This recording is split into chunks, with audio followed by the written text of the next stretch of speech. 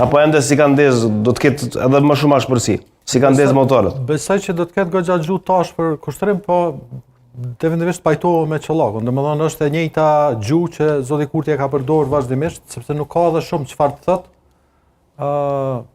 Edhe për faktin që ka pas një qeverisje të shkurt, nuk edhe po të kishte dashur me bë diçka, nuk është se ka qenë e mundun, kështu që nuk është se ka shumë çfarë të ofroj realisht. Dhe mendoj që do të jetë prap fokusi ka më qenë tek kjo pjesa e fajsimit, se kush na çoi zgjedhje, kush nuk deshti president, fajsim në idenë që ata janë bërë bashkë, gjithmonë duke ja bashkangjit listën serbe aty.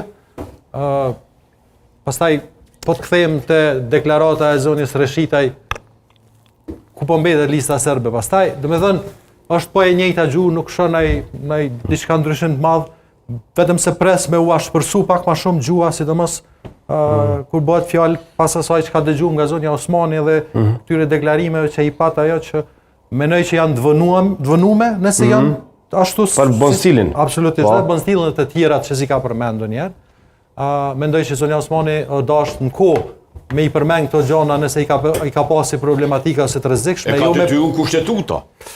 Ose ndoshta nuk është dashur fare me i përmend, sepse mendoj që do gjëra e kemi folë edhe më herët tek ajo pjesa, ajo intervista e famshme që i thotë Drenori, ndoshta do gjëra nuk duhet me u thon fare, sidomos kur bëhet fjalë për marrëdhëniet mes liderëve kryesorë të shtetit, do gjëra nuk ish dashur me kon edhe për publikun patjetër.